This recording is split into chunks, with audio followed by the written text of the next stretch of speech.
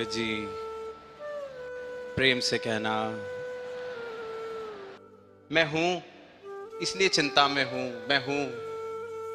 आज भी सुना कि ये जो दुख का मूल है, ये द्वैत का भाव है। जब तक हम दो हैं, जब तक इस परमात्मा से, निरंकार से, इस सत्य से अलग मेरी कोई हस्ती है, इसकी रजा से विपरीत मेरी कोई रजा है, तो वो भक्त वाली आंख, और वो भक्त वाली आंख भी फिर देने वाला ये सतगुरु। अक्सर इतिहास की किताबों में जब प्रेम का जिक्र होता है तो कई सारी ऐसी कहानियां हम बचपन से जिनका जिक्र संगीत में, साहित्य में सुनते आते हैं, तो तनाव तो बना रहेगा। इसलिए कल सतगुरु माता जी ने समर्पण पर इस तरह से आशीर्वाद दिए सारी साध संगत को कि समर्पण से ही सुकून है। और ये भी बताया कि समर्पण सिर्फ इस शरीर के झुकने का नहीं नाम, समर्पण किसी डर की वजह से झुकने को नहीं कहा जाता।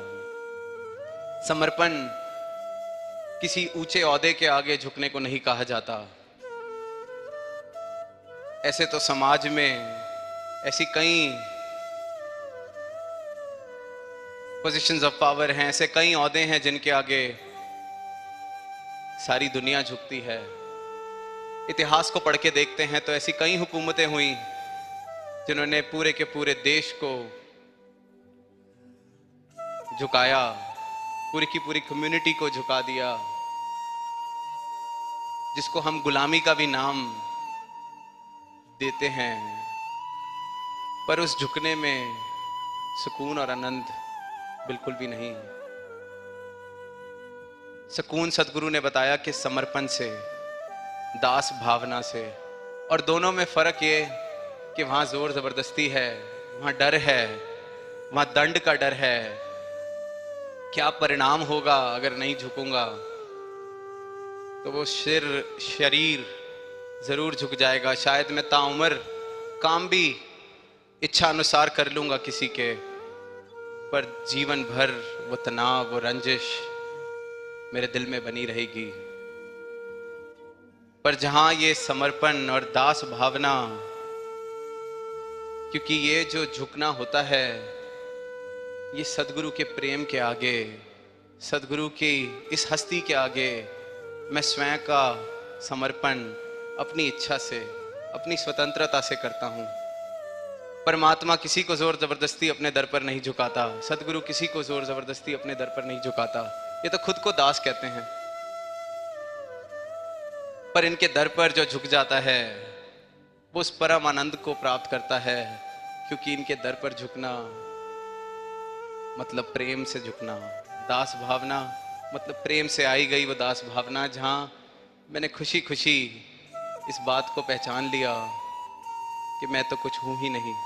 इस बात का एहसास हो गया कि आपने मुझे प्रवान कर लिया। इसी से सारे सुख हैं, इसी से सारा आनंद है। अभी गीत की पंक्तियां भी सुनी कि तेरी चरना दी धूली दे जर्रे, मैल दिल दी मेरी धो गए।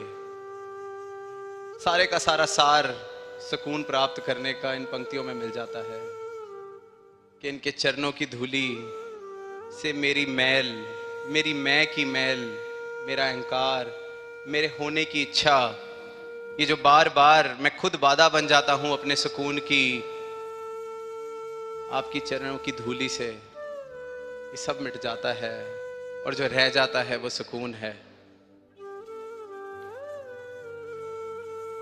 हुंता एक सतगुरु मन विच वसिया, मेरी होशां तो दो मिट गए।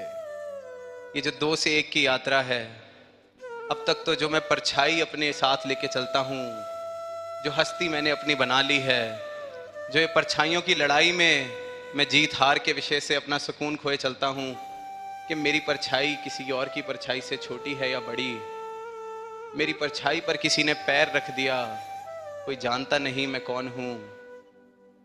अभी तो इन्हीं परछाइयों की लड़ाइयों में जब तक मैं फंसा रहूंगा तो सुकून तो जीवन में आ नहीं सकता। और जब ये बात समझ आ गई कि मेरी परछाई, ये जो माया, ये जो भ्रम मैंने पाले हुए हैं, यही कारण है मेरे और सुकून के बीच में बाधा का, तो फिर इनसे भागना नहीं, क्योंकि भागकर भी कहां पहुंचेंगे।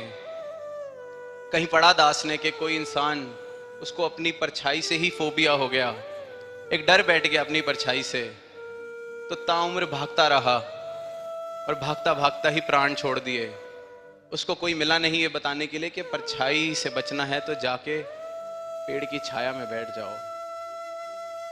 और ये जो माया रूपी परछाई हमने अपनी भ्रमों की, अहंकार की, जो कल सदगुरु ने कहा कि इकट्ठा करने में तो पूरी उम्र लगती है, पूरी उम्र से बनाई गई परछाई इतनी बड़ी जो मैं लेके चल रहा हूं, तो वो जो इनकी दो तलियों का ज्ञान है, उसकी छाया में जाके ये मिट जाती है, सहज में ही खत्म हो जाती है। तो ये जो जीवन मिला है, ये अवसर मिला है, ये सुकून की अवस्था को प्राप्त करने का, ये सबके हिस्से बराबर आया है। ये कहीं भी भेदभाव नहीं इसमें कि कोई किसी कोटे से, कोई किसी खास पेपर को पास करके इस धरती पर आया है जिसका सुकून को प्राप्त करने का चांसेस ज्यादा हैं। ये सब बराबर एक अवसर लेके आए हैं और ये सतगुरु इसलिए सारे संसार के लिए यही पैगाम, यही परोपकार करते हैं कि जिस अवस्था को प्राप्त कर सकते हो जीवन में उसको कर लो। ये जो जीवन सुंदर बन सकता है, इसको सुंदर बना लिया जाए, वरना कहां, जहां स्वर्ग के नजारे बन सकते हैं, वहां कहां तुम नरक से भी बदतर जीवन जी रहे हो। वहां कहां तुम हर छोटी बात पर रंजिश, तनाव, नफरत, इस आग में जल रहे हो। और इंसान बहुत बड़ी भूल करके बैठता है, ताउम्र ये सोचता है कि स्वर्ग में सारा आनंद मिल जाएगा, जीवन का स्वर्ग प्राप्त हो जाएगा किसी दिन। और ये सहज में ही ऐसी कृपा करते हैं कि जहां हम जाएं स्वर्ग अपने साथ लेकर चलते हैं। ऐसा आनंद, ऐसी अवस्था, क्योंकि इनकी शिक्षा, इनका ज्ञान, ये जो पंक्तियां भी हैं कि आज में सुकून, कल में सुकून, सदगुरु के ज्ञान से हर पल में सुकून। तो सदगुरु का ज्ञान जब जीवन में बस जाता है तो इस बात का एहसास जीवन में बस जाता है कि मैं हूं कौन, मैं हूं क्या, कि ये जो परमात्मा का अंश जो मैं हूं, मेरा असल रूप, मैं खुद को फिर ये आत्मा के रूप में इस